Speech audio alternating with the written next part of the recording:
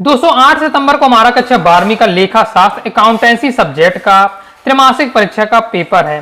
Okay, इसलिए हम दोस्तों अकाउंटेंसी सब्जेक्ट का जो त्रैमासिक परीक्षा के लिए स्पेशल क्वेश्चन बैंक जारी हुआ है इसका सॉल्यूशन देखने वाले हैं। क्योंकि आपको पता अभी भी आपके जितने पेपर हो चुके हैं, क्योंकि अब आपका अकाउंटेंसी वाले जो पेपर है लास्ट ही पेपर है, तो अभी तक जितने पेपर हुए आपने भी देखा होगा, मैंने आपको और अन्य विषय की क्वेश्चन बैंक की तैयारी कराई, तो क्वेश्चन बैंक से ही पेपर में पूरा क्वेश्चन आ रहे हैं। इसलिए हम क्या है क्वेश्चन बैंक तैयार कर लेते हैं। अगर यदि तो आप लेखा शास्त्र के पेपर में 80 में 80 स्कोर करेंगे।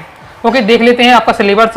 तो पहली पुस्तक से दोस्तों आपके 4 अध्याय और दूसरी पुस्तक है आपकी, उससे आपका पहला अध्याय, यानी टोटल आपके 5 अध्याय अभी आपके त्रैमासिक परीक्षा में आने वाले, ये आपका ब्लूप्रिंट रहने वाला है। ओके, क्रम से तो टोटल 5 अध्याय आपके आने वाले हैं त्रैमासिक परीक्षा में। देख लेते हैं। सबसे पहले मैं आपको ऑब्जेक्ट बताऊंगा। इस वीडियो में मैं आपको 3 अध्याय के ऑब्जेक्ट तो कवर करा ही दूंगा। तो देख लेते हैं। तो पहला दोस्तों हमारा अध्याय आ जाता है आपका साझेदारी लेखांकन आधारभूत अवधारणाएं। आ जाता है सही विकल्प चुनिए। साझेदारी में कम से कम होने चाहिए, तो साझेदारी अगर हम कर रहे हैं तो कम से कम 2 व्यक्ति होने चाहिए। 2 व्यक्ति ही अगर करते हैं तो साझेदारी आपका कहलाएगी। भारतीय साझेदारी अधिनियम, तो भारतीय साझेदारी अधिनियम बनाया गया, तो भारतीय साझेदारी अधिनियम 1932। ओके, नेक्स्ट है यदि साझेदार की आहरण की तिथियां नहीं दी गई हो तो आहरण पर ब्याज की गणना की अवधि होती है, तो कितनी होती है, तो 6 माह इसका राइट आंसर हो जाएगा। आहरण पर ब्याज है, इंपॉर्टेंट क्वेश्चन आपका। आहरण पर जो ब्याज होता है वो फर्म की आय होता है। ओके, फिर नेक्स्ट देख लेते हैं। नेक्स्ट है जब कुल निकाली गई राशि दी जाती है लेकिन निकासी की तारीखें निर्दिष्ट नहीं होती हैं तो यह मान की है राशि। तो ये आपका राइट आंसर क्या होने वाला है, तो राइट आंसर पूरे वर्ष समान रूप से निकाली गई। लाभ हानि वियोजन खाते का प्रारंभिक शेष तो होता है दोस्तों शुद्ध लाभ। साझेदार के आहरण पर ब्याज को डेबिट किया जाता है, तो इसका दोस्तों आपका राइट आंसर हो जाएगा साझेदार का चालू खाता। नेक्स्ट देख लेते हैं। आपका ये दिया हुआ है कि अंकित हर महीने की आखिरी दिन 10,000 रुपए निकालता है। अगर ब्याज की दर 5% वर्ष है तो निकासी का कुल ब्याज होता है, तो जो निकासी का आपका कुल ब्याज होता है वो कितना होता है, तो उसका राइट आंसर आपको 2550 नंबर का राइट आंसर हो जाएगा। जैसे किस अवधि की अनुपस्थिति किसी भी प्रावधान की अनुपस्थिति में पूंजी पर ब्याज की गणना किस अवधि की जाएगी, तो इसका दोस्तों आपका राइट आंसर होने वाला है 1 वर्ष। साझेदारी व्यवसाय में साझेदार की पूंजी पर ब्याज, तो इसका दोस्तों आपका राइट आंसर क्या रहने वाला है, और नंबर का लाभ हानि विनियोग खाता में डेबिट किया जाता है। कंप्लीट हो जाता है। आगे अब दोस्तों आ जाते हैं रिक्त स्थानों की पूर्ति कीजिए। साझेदारी उन व्यक्तियों के बीच उन व्यक्तियों के बीच क्या है, एक संबंध है। अब यहाँ समझौता भी आप लिख सकते हैं, संबंध भी, दोनों सही हो रहा होगा। जैसे संबंध लिख दिया मैंने, तो एक संबंध है जिन्होंने किसी व्यवसाय के लाभों को बांटने का ठहराव किया है। साझेदारी के लिए डेटर्स का विभाजन अनिवार्य नहीं है, हानि का है। ओके, हानि का, इसको 2-3 जगह मैंने देखा हानि आपका लिखा हुआ है। ओके, समझौते के अभाव में साझेदार द्वारा लाई गई अतिरिक्त पूंजी पर ब्याज की डेटर्स की दे होता है, तो इसका दोस्तों आपका राइट आंसर क्या हो जाएगा, आपका हो जाएगा 6% प्रति वर्ष की दे होता है। आगे देख लेते हैं। साझेदारी व्यवसाय में भारतीय साझेदारी अधिनियम लागू होता है, तो लागू होता है भारतीय साझेदारी अधिनियम 1932। साझेदारों के मध्य लाभ के विभाजन के लिए डेटर्स खाता बनाया जाता है, तो लाभ हानि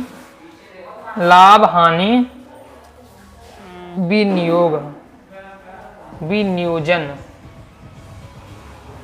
लाभ हानि विनियोजन खाता बनाया जाता है। साझेदारी का जन्म से होता है, जन्म से समझौते होते हैं। समानतः साझेदारी व्यवसाय में साझेदारों का दायित्व होता है तो असीमित होता है। क्या होता है, असीमित होता है। तो ये हो जाते हैं रिक्त स्थान की पूर्ति। आ जाती हैं सही जोड़ियां। सही जोड़ी देख लेते हैं। साझेदार सामूहिक रूप में, तो हो जाएगा दोस्तों आपका इसका राइट आंसर फर्म। पूंजी खाते का सदैव जमा शेष, तो हो जाएगा स्थिर पूंजी पद्धति। साझेदार का चालू खाता की प्रकृति, व्यक्तिगत खाता। पूंजी खाते का कभी नामे कभी जमा शेष है, ये हो जाएगा आपका परिवर्तनशील पूंजी पद्धति। फिर इसके बाद नेक्स्ट लाभ हानि नियोजन खाते की प्रकृति, तो 5वें का दोस्तों आपका राइट आंसर क्या हो जाएगा, ये हो जाएगा नाम मात्र खाता, तो हो जाएगा आपका 5वां। फिर नेक्स्ट हमारा साझेदारों के चालू खाते में लेखा तो छठवीं का राइट आंसर हो जाएगा आपका साझेदारों के वेतन का। प्रत्येक साझेदार का दायित्व तो जाता है, प्रत्येक साझेदार का दायित्व तो संयुक्त तथा पृथक दोनों प्रकार का है, तो ये हो जाएगा आपका 7वां। प्रत्येक साझेदार का फर्म एजेंट होता है, तो जाएगा 8वां। सत्ता सब देख लेते हैं। साझेदारी में पूंजी लगाना अनिवार्य शर्त होती है, तो आपका असत्य हो जाएगा।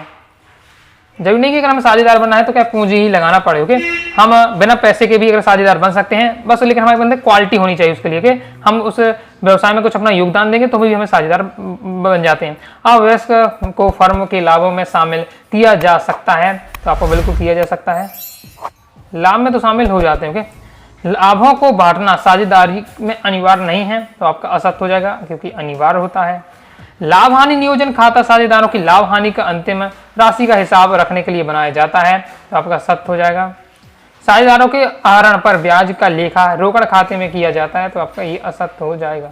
सत्य हो जाते। अब आ जाते हैं एक शब्द एक वाक्य में उत्तर। साझेदारी संलेख की अनुपस्थिति में किस अधिनियम के प्रावधान लागू होते हैं, तो आपको लिखना है भारतीय साझेदारी अधिनियम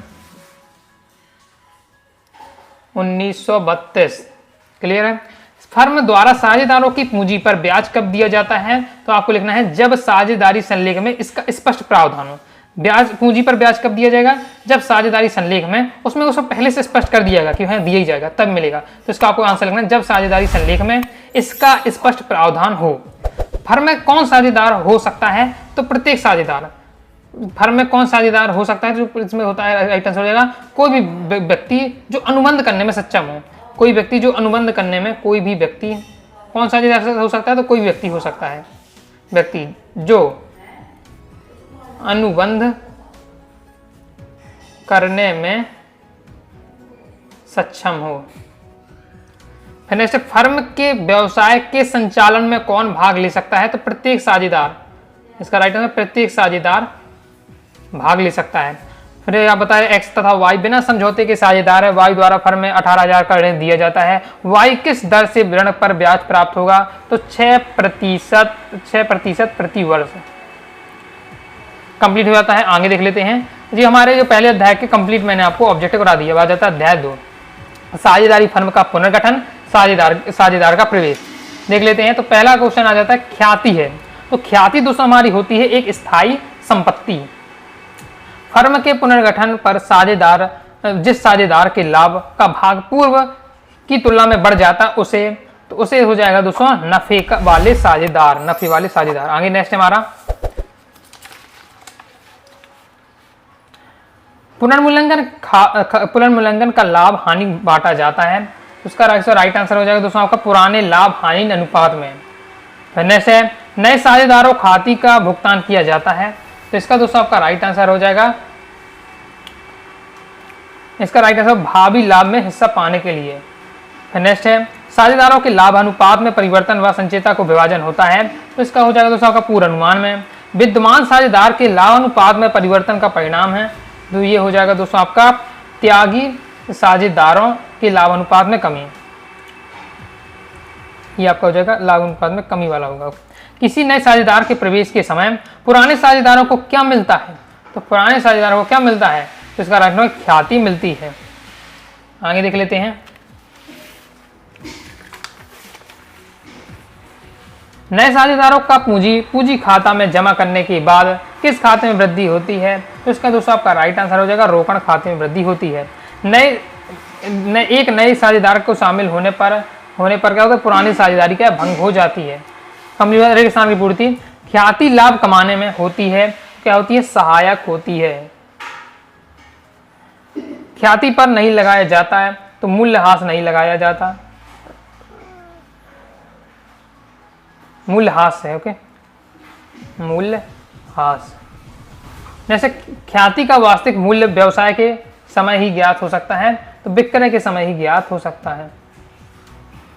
साझेदारी ठहराव में परिवर्तन साझेदारी फर्म का कहलाता है, तो हमारा क्या कहलाता है, पुनर्गठन कहलाता है।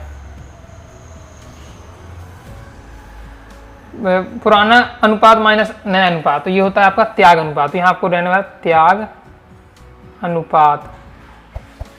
नया अनुपात माइनस पुराना अनुपात, ये हो जाएगा लाभ अनुपात।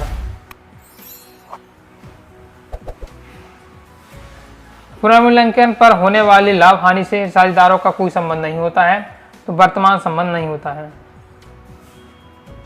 तो ये आपका कंप्लीट हो जाता है। आ जाता है सही जोड़ी। ख्याति, तो ख्याति हो जाएगा हमारा लेखांकन प्रमाण 26। पुनर्मूल्यांकन की हानि तो हो जाएगा पूंजी खाते के डेबिट पक्ष में।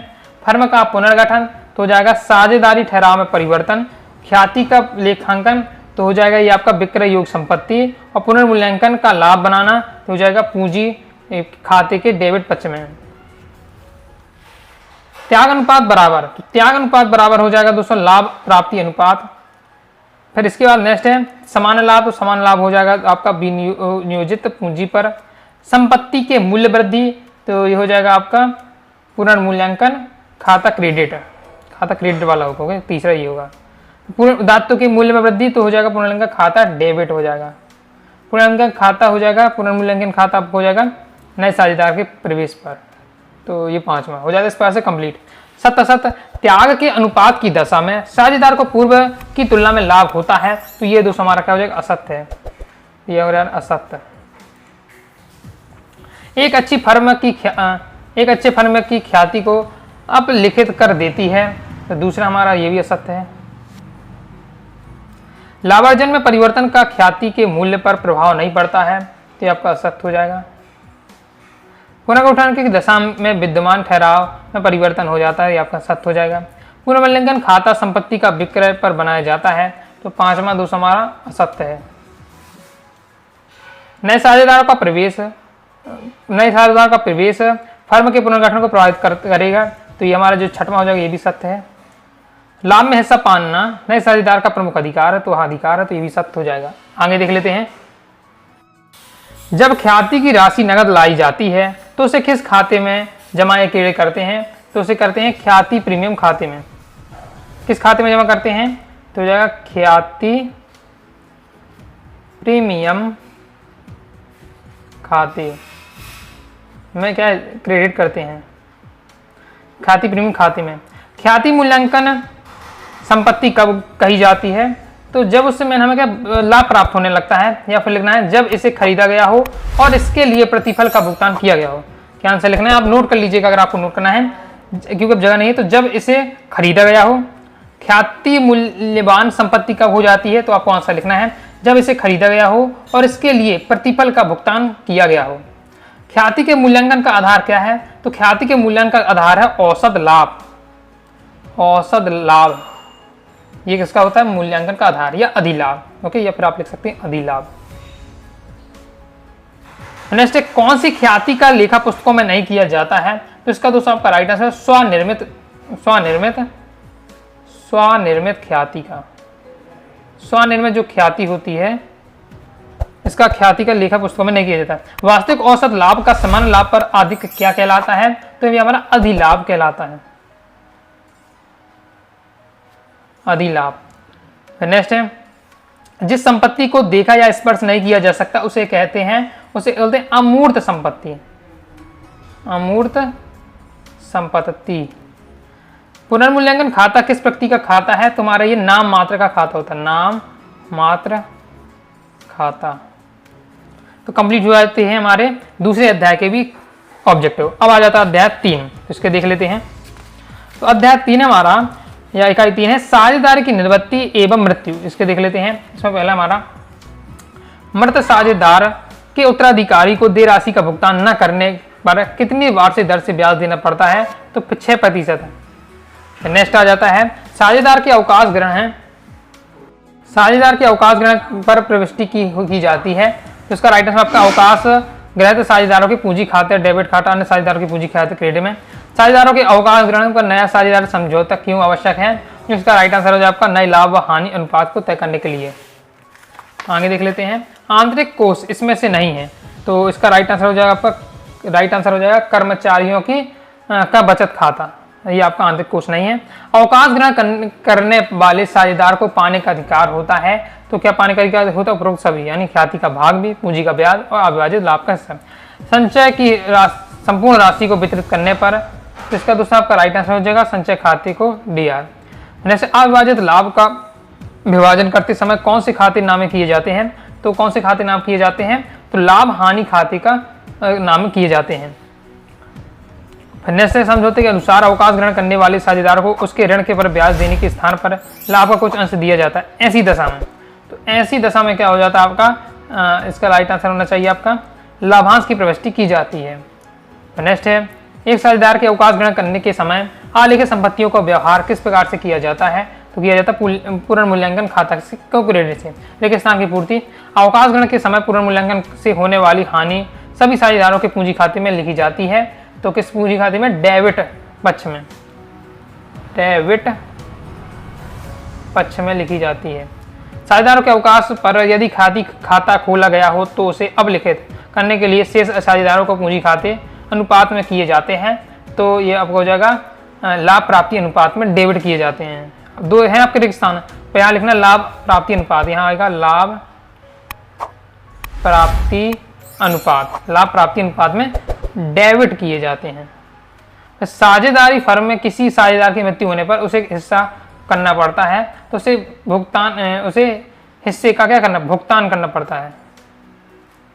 यदि कोई साझेदार अवकाश ग्रहण करता है तो फर्म की जिम्मेदारियों के प्रति उसका दायित्व हो जाता है, तो उसका सीमित दायित्व हो जाता है। साझेदारी फर्म में के किसी साझेदार का मृत्यु होने पर ख्याति की गणना डेडेस के आधार पर की जाती है। तो जो ख्याति गणना की जाती है वो औसत लाभ के आधार पर की जाती है, हो जाएगा औसत लाभ या फिर अधिलाभ भी लिख सकते हैं, औसत लाभ या अधिलाभ के आधार पर की जाती है। संचय का हस्तांतरण खाते में किया जाता है, तो पूंजी खाते में किया जाता है, तो पूंजी खाते में किया जाता है। 7 देख लेते हैं। ए बी सी का कौन सा अनुपात है जो मैं 3:2:1 के साझेदार है? बी निर्वृत्त होता है ए तथा सी का नया अनुपात 3:2 होगा, तो ये 200 हमारा असत्य है। ऐच्छिक साझेदारों के अनुसार एक साझेदार से सभी साझेदारों की इच्छा से निवृत्त हो सकता है, तो ये भी आपका सत्य हो जाएगा।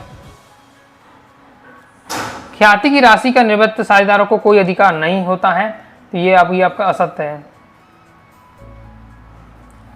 जब साझेदार अवकाश ग्रहण करता है तो उस वित्तीय वर्ष के संपूर्ण लाभ से हिस्सा मिलता है, तो ये भी आपका असत्य हो जाएगा। विद्यमान साझेदार जिस अनुपात में मृत साझेदार का भाग प्राप्त किया है वह त्याग अनुपात कहलाता है, तो ये भी आपका असत्य है। यदि साझेदार वर्ष के मध्य में अवकाश ग्रहण करता है तो उसी तुलन पत्र उसी दिन तैयार किया जाता है, तो ये भी आपका असत्य हो जाएगा। इस प्रकार से हो जाते सत्य असत्य। अब दोस्तों आ जाते हैं एक शब्द एक वाक्य में उत्तर देना है। जब एक साझेदार अपने को साझेदारी से अलग करता है तो ऐसी स्थिति जाती है, तो ऐसी स्थिति का हो जाएगा साझेदारी की अवकाश कहलाती है, तो ये कहलाता है साझेदारी का अवकाश या साझेदारी का पृथक्करण भी लिख सकते हैं, साझेदारी का अवकाश या फिर आप लिख सकते हैं पृथक्करण। पृथक्करण मतलब अलग हो रही है, या अवकाश मतलब भी हट रहे हैं। ओके, मृत साझेदार की देय राशि का भुगतान किससे किया जाता है? तो उसके क्या है, मृत साझेदार के कानूनी प्रतिनिधि को या कानूनी प्रतिनिधि को है। मृत साझेदार का जो कानूनी प्रतिनिधि, आपको लिखना है मृत साझेदार का कानूनी प्रतिनिधि, कानूनी प्रतिनिधि। ओके, नेक्स्ट आप विभाजनीय कोष क्या होता है? तो आपको बताना वह कोष जिसे, आपको नोट करना है, मैं बोलते जा रहा हूं, वह कोष जिसे साझेदारों के बीच विभाजित नहीं किया जाता है और जिसका उपयोग विशिष्ट उद्देश्यों के लिए किया जाता है, जैसे समान संचय, कर्मचारी की भविष्य निधि आदि, उसे हम क्या अविभाजनीय कोष कहते हैं। क्लियर है? नेक्स्ट, साझेदार के अवकाश ग्रहण करने पर सभी समायोजन के उपरांत उसे देय राशि के अधिक राशि का भुगतान होता है। अतिरिक्त राशि क्या कहलाती है? तो अतिरिक्त राशि हमारी अधिशेष भुगतान या अधिक्रय कहलाती है, तो हो जाएगा अधिविक्रय या फिर अधिविक्रय लिख सकते हैं, या फिर इसका अधिविक्रय भुगतान या अधिशेष भुगतान या फिर अधिशेष भुगतान। इसका साझेदारों के अवकाश ग्रहण करने पर विद्यमान ख्याति अपलिखित करने की प्रविष्टि रखी है, तो ये आपको इसकी प्रविष्टि क्या होनी चाहिए? तो इसका कैसे क्लास में आपको आंसर यहाँ लिख देता हूँ, इसका आंसर आपको यहाँ लिख देता हूँ। ओके, तो डेबिट में एक बार आपको बताना पड़ेगा, तो डेबिट में होगा साझेदार की पूंजी या फिर चालू खाता यहाँ लिख लेते हैं। ये डेबिट में, क्रेडिट में जब हम बात करें, क्रेडिट में होता है आपका, तो क्रेडिट में होता है ख्याति खाता, ख्याति ख्याति होने से, ख्याति क्या होगे। यदि सेवानिवृत्त साझेदार को उसके भाग का भुगतान नहीं किया गया तो उसे इस प्रकार खाते में आंतरित किया जाता है। तो जाएगा सेवानिवृत्त साझेदार का ऋण खाता में। आंसर आपको लिखना है सेवानिवृत्त साझेदार का ऋण खाता, सेवानिवृत्त साझेदार का ऋण खाता, इसका आंसर हो गया। इस प्रकार से दोस्तों मैंने आपको 3 अध्याय है कि आपको ऑब्जेक्टिव कवर करा दिए हैं। ओके, आगे आपका चौथा अध्याय भी है, फिर आपकी दूसरी पुस्तक का एक अध्याय है, यानी 2 अध्याय भी आपके बचे हैं। तो नेक्स्ट पार्ट आएगा तो उसमें मैं दोस्तों मैं आपको वस्तुनिष्ठ कवर करा दूंगा। ओके, तो इन 2 के रह गए हैं अभी, तो इसका और इसका वस्तुनिष्ठ रह गए, तो नेक्स्ट वीडियो में हम कवर कर लेंगे। ओके, फिर आगे क्वेश्चन आंसर बता दूंगा। अगर आपका सपोर्ट रहता है तो क्वेश्चन आंसर भी मैं आपको बताने वाला हूँ। ओके, तो वीडियो को लाइक जरूर कर दीजिएगा, इसके साथ ही चैनल को सब्सक्राइब कर लीजिएगा।